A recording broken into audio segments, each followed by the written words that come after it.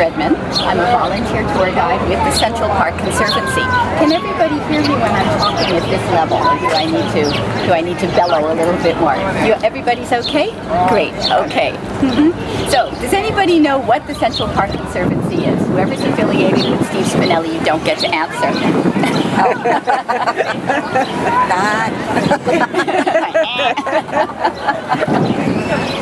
Anybody know? Want to take a guess? This is a very interactive tour. I'll be asking a lot of questions along the way. It's not part of New York City. That's correct. The Central Park Conservancy is a not-for-profit organization which, in partnership with the New York City Parks and Recreation Department, manages the park.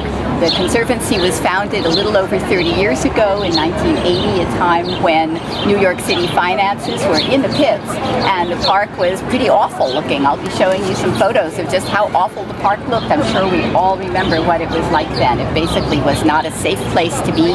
Most of the benches were broken, many of the trees were dead or dying. It was just a very forbidding place. And now, of course, it's turned into a national treasure. That's thanks to the work of the Central Park Conservancy, which did such a good job of restoring the park and maintaining it that the Parks Department finally realized that they could do a better job than the Parks Department. And so they have made it officially the job of the Conservancy to take care of the park. Take care of the whole park? Take care of the whole park, yep, all 873 acres, and preserve it, maintain it, restore it for the benefit and the delight. Where do you get your funding from? I'll talk about that along the way, okay? So ask questions, but please don't interrupt, okay? Oh, I thought you wanted us to interact with you. Well, I do, but I'd rather you interact when I'm finished with the Okay, I didn't know that. So the Conservancy basically is, we like to say, we keep it clean and green. And we'll talk about funding along the way. You can ask me about my 85%, 15%. In fact, since you want to know, I'll tell you right now, many people think that our money comes from New York City taxes. That is actually not the case at all. 85% of our annual budget, and our annual budget is $42 million, comes from donations, from corporations, from organizations, foundations, and from individuals like you and me. The other 15% comes from the city, but again, it's not tax money. It comes from the revenues of various businesses that are in the parks, like the guys who are selling hot dogs and stuff like that, and the people who run the Boathouse restaurant. So that money is also funded into the park. Any other capital improvements, for instance, the huge capital improvement that went on to restore the Mir in 1993, that comes from special donations. So we don't get started on those sorts of projects until we've got the money in hand, and that comes from big fundraising efforts and from specific donations. Does that answer your question? Okie doke. I'm scared to talk now, but... No, don't at all. It's just, as you know... I don't want to get kicked off the tour. You're not going to get kicked off the tour. So today's tour, we're going to go through the North Woods, an area that used to be one of the scarier parts of the park. And as you'll see today, it's really sort of like going for a walk in the woods of the Catskills. It was originally called Manhattan Adirondacks. It's a lot more like the Catskills.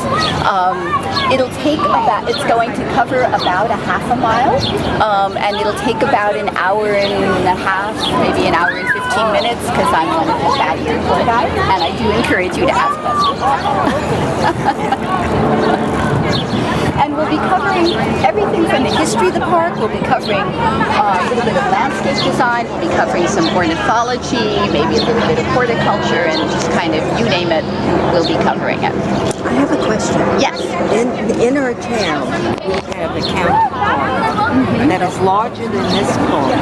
But we were talking about how shocked we were to find that out, because this park seems like it's twice the size. How did he do that? How did Frederick Olmsted do that? Is that a special design? Yes, it is a trick, and we will actually be seeing how he did it. Okay, thank you.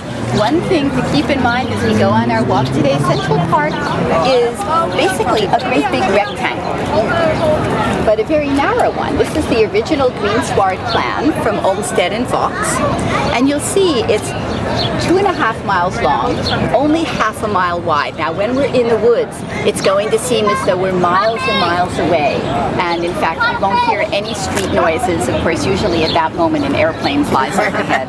But I just want to remind you, in case you start getting a little afraid that we're going to get lost, it's only Civilization is new. civilization is only a quarter of a mile away. That's right. That's assuming that New York's civilized. At any point, we're never more than a quarter of a mile from the major avenue. So, what was here when Olmsted and Vaux won the design competition to design Central Park on April 1st, 1858? What did they have to work with? Anybody want to guess? Wasn't all just wilderness? Goats and it was a farm. Hang on to that thought. Hang on to that thought.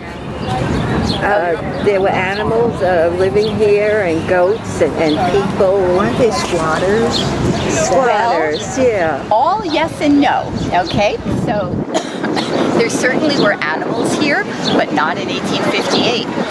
There were animals here in 1624 when the Dutch settlers first came in, and the area that was here was actually a tidal marsh because everything to the east of us is landfill. And so what was here was a tidal marsh. There was a kind of a meandering stream called Montagne's Rivulet. Montagne was one of the Dutch settlers that fed the tidal marsh a little bit, creating this estuary. It was an area that was rich in hardwood trees because the Indians who had lived here had used controlled burning to make sure that the forests were well preserved. And of course it was very, very rich in all sorts of animal life. Well, that didn't last too long because of course the Dutch settlers then settled, they started building farms, they started whacking down the trees, and then along came more people who were settling up here because to the west of us is very, very rich farmland. So all of that became farmland. This area here started to become filled in a little bit, and then along came the Revolutionary War. And the Revolutionary War, as you probably remember from your history lessons, New York was actually occupied by the British Army for a good 6 years. They were quartered up here along those heights of the rocks up there. That's because that was a really strategic place. If you think that there was nothing to the west, to the east of us, and a clear view of the East River and Long Island Sound, everybody wanted to be up there so that they could be the first ones to see if there were any ships coming towards New York. So the soldiers who were up there ended up cutting down the rest of the trees for firewood as well as for shelter and for fortification. Along came the War of 1812. This time it was the American soldiers who were up on those heights and established batteries, as we call them, small gun emplacements, again to control the entrance from Long Island Sound and the East River into New York. And they pretty much took care of what were left of the rest of the trees. So by the time Olmsted and Vaux got here and started looking around in the winter of 1857, 1858, and the story goes that they used to roam around the area that was designated for the park by moonlight, trying to get inspiration for their design. By the time they did that, there were no trees. None. The whole place had been completely deforested. There were no shrubs. It was basically a pretty barren-looking landscape. And to give you an idea of what it looks like, we have to thank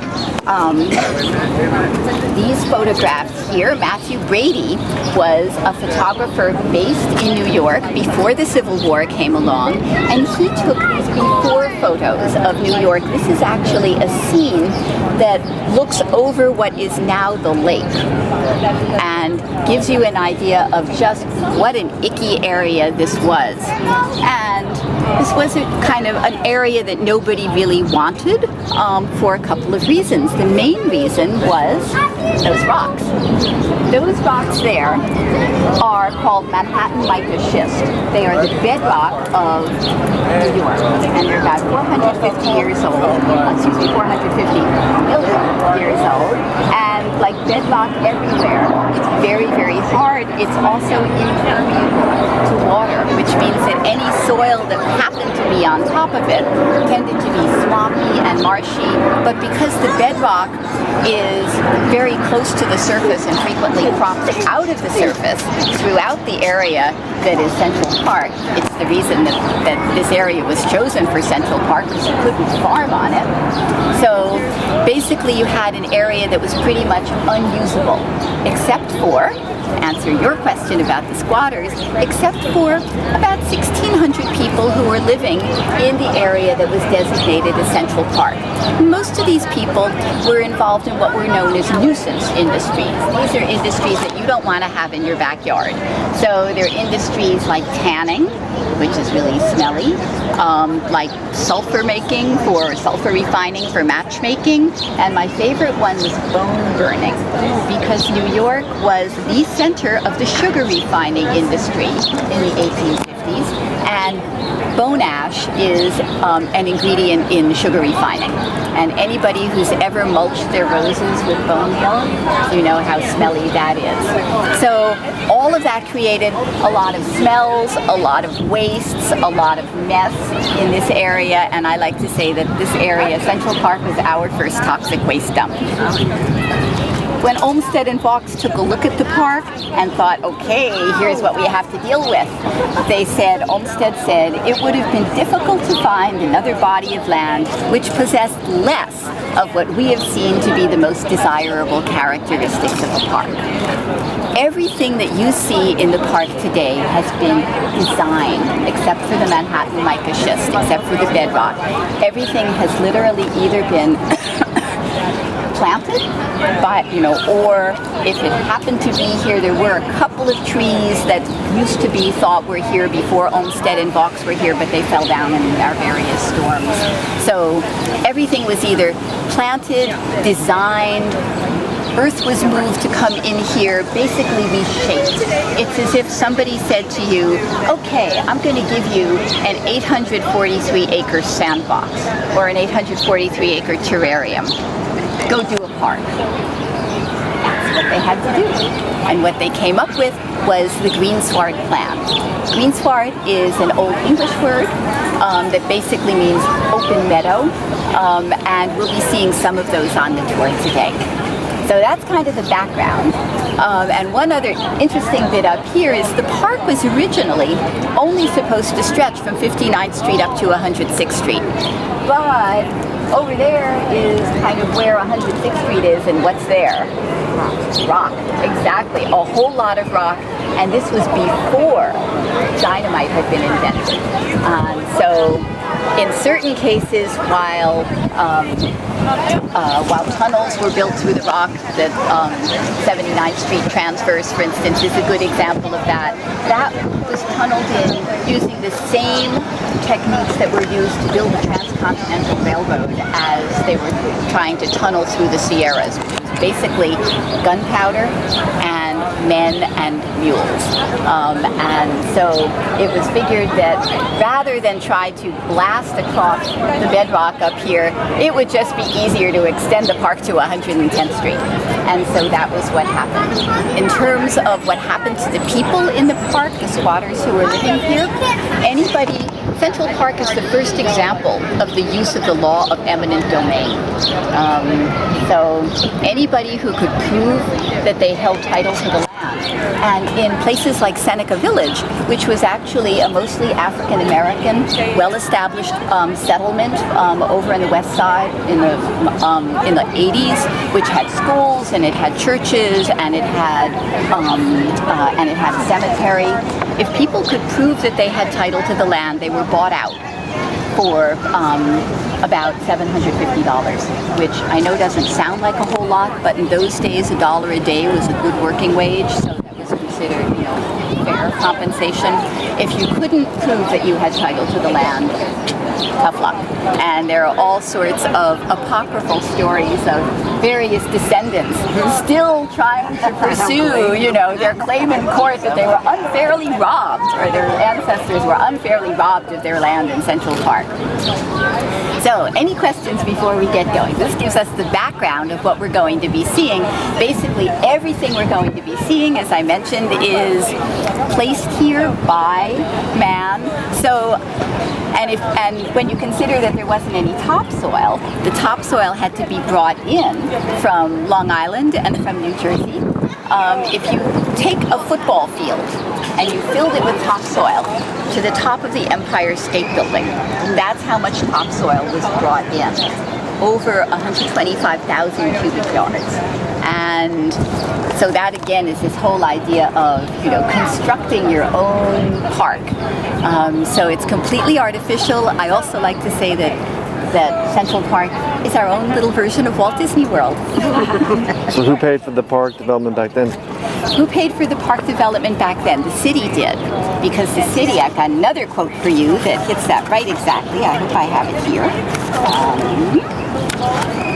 The city early on recognized that a park was something that needed to be done for a couple of reasons. When the call came out for a park, is it here?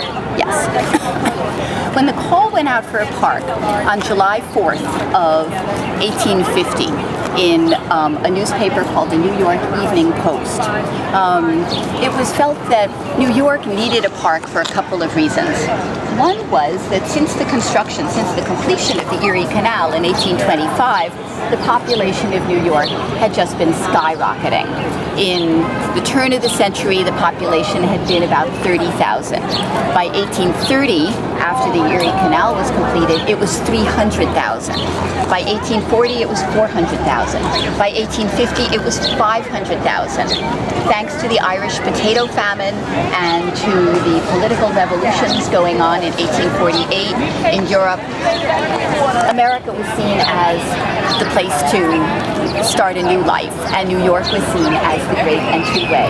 And with the Erie Canal, it became a center of manufacturing, of commerce, of transshipment, of finances. It was beginning to take its place on the world stage, and it was beginning to consider itself a rival to European capitals like London, like Paris, like Vienna, all of which had parks. So it was felt if they had parks, we needed a park. There was also concern that with all of these immigrants flooding in, there was a growing discrepancy between rich and poor. And just like today, when we're really concerned about that, people were really worried about that, especially because revolution was not something that was a theoretical concept. It had happened in everybody's lifetime. And so it was thought that a park would be an exercise in democracy. It would be a way for all of the classes to mix and to mingle and to get to know each other. Also that it would be the lungs of a very, very congested city. This is going to give you a sense of what things looked like in 1900 down on Mulberry Street. But of course, it was even worse 50 years earlier, because most of those 500,000 people who were living in New York were squashed into an area south of 14th Street. And remember, Battery Park City and Alphabet City didn't exist in those days. Those were all landfill. And there literally was no green space. If you wanted to get a breath of fresh air, and you had the means, you hopped in your carriage and you drove north until you could see some trees. If you didn't have that, you took a ferry across the river to Brooklyn, and you picnicked in Greenwood Cemetery on your one day off. I know that sounds a little bit macabre, but Greenwood actually was an example, still is, of what was called the garden cemetery movement, where the idea is, it's sort of like an arboretum. You plant the trees above, you plant the bodies below, and you go there and contemplate paradise and the divine. So, so it was thought that the park would be a place for people to get a breath of fresh air. Absolutely necessary, since one of the commentators at the time, who was actually rich enough to have a horse, said, there is no place in the city where one can walk or chat or ride with a friend. So it was also felt that being in nature would bring out man's better nature, that would help the working classes kind of become the kind of citizens that the non-working classes wanted them to be. And then, of course, there's also the real estate element. You can never get anything done in New York without the real estate element kicking in. The real estate element wanted a park because they suspected that land values along the park would go up, and they were right. It took 15 years for the park to be constructed, and 10 years after that, by 1883, land values along the edge of the park had gone up 4,000%. And even now, if you have a park view in the same building, your apartment will command a 15% premium. So, any other questions? That answer your question? Fully. Okay, let's get moving. Here, you know what? Let's see what this is. So there's this thing over here.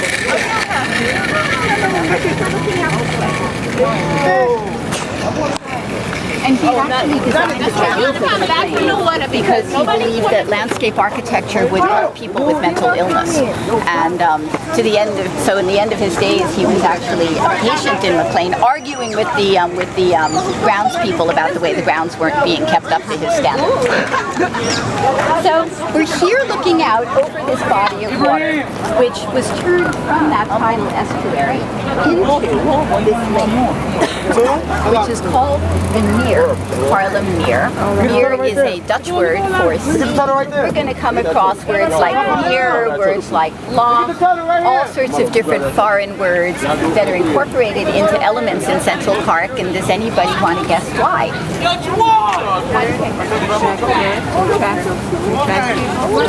Well, sort of. It's actually, yeah, well, not quite, but very close. It's because it reflects all of the different cultures and all of the different backgrounds of the people who made New York into the kind of city that could have a park. For instance, Loch would be the Scottish, Meer would be the Dutch, and you may have noticed that there are entrances to the park that are gates that have names on them. For instance, there's Farmer's Gate over here, there's Mariner's Gate, there's Merchant's Gate, there is Engineer's Gate, exactly, there's Inventor's Gate. Does anybody see a common denominator here? Trade. Yes, exactly. All of the professions that made New York into the kind of city that could afford to have the first public park in the United States. Another thing about the gates is you'll notice, where's the gate? Well, there were actually small gated parks in New York, like Gramercy Park, or like that, the park that was right in front of, at the foot of Broadway. Bowling Green was a gated park, but the idea was that these gates would welcome people in. There would not be a gate. They would be perpetually open so that they would be inviting people in to enjoy their park. And as a result, one of the commentators at the time referred to them as sermons in stone. It's a nice way to put it. So we're looking out over the Meer, and the Meer did not always look this way. Certainly about 20 years ago, it didn't look that way at all. 20 years ago, it looked like this. Great big dump site. Oh. And you can take a look on the back of it too. I'll pass these around. This whole area was an absolute mess. And the Conservancy, the Central Park Conservancy, was founded in 1980. They got around to fixing things up here in 1993. At the time, the boathouse, which is what the Charles Dana Center is built on top of, had been burned down. So it was just a ruin. The Meer itself was being used as basically a local garbage dump. There was all sorts of junk in it, and they cleaned everything up. Charles Dana donated the money for the Dana Discovery Center, which is now both an education center, and we also host concerts and have dances there once a week in the summer. And then, of course, all of the Mere was cleaned up to look the way it is today. It's also stocked with fish. So these kids are not just sitting around doing nothing. It's stocked with about 50,000 fish of 9 different species, 12 different species, 10 different species. And even though these fish are pretty well used to the whole catch and release bit, so it's really rare that they'll actually be caught. I did see somebody actually catch a fish here the other day. They're very sweet kids, but Smart fish. Yeah, very smart fish. New York fish. Right. Higher up. Stay away Upper from West, that. Right, Upper West Side fish, obviously. Sensitive and intelligent. So do they get to keep them? No, it's all catch and release. They have to fling them back in. Never heard of a fish being street smart. When the Mere was restored, this little island was built there. That island is called Duck Island, and it's an island for birds to nest on away from our extremely rapacious raccoon population. So who is it who had asked about, who had mentioned the animals in the park? Right now, it's a lot of raccoons. Raccoons? Yeah, raccoons, and we've got quite a few rats. And occasionally we've had 2 coyotes in the past. Luckily, no deer, and then of course lots and lots and lots of birds. What about foxes? Foxes? No foxes that I know of. Possums? I'd say probably more raccoons than And skunks? no skunks. I haven't seen any skunks. Haven't smelled any smelled skunks any. either. So you're probably wondering, what is that strange contraption at the side of Duck Island? That is our algae scum sucker, to give it its technical name. You'll see that we have a lot of algae in the water because the water, as in all of the water features in Central Park, comes from New York City tap water. It comes from the New York City municipal system,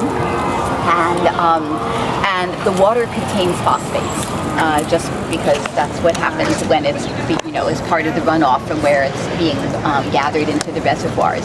So the phosphates, of course, just make the algae grow. So we're constantly having a fight with the algae, and so the scum sucker comes and sucks up the algae, dumps it off to the side, dries it out, and then it gets put into our compost heaps up at 106th Street. Any questions? Is that something that somebody rides around? Or Yes, yeah, they I've actually seen it. ride It around. looks pretty cool. We tried to aerate the water at one point. We had these kind of, like those aerate, a larger version of those aerate devices that you put in your pool. So kind of go bubbling around, but I don't think it worked because it wasn't there last summer. So, shall we?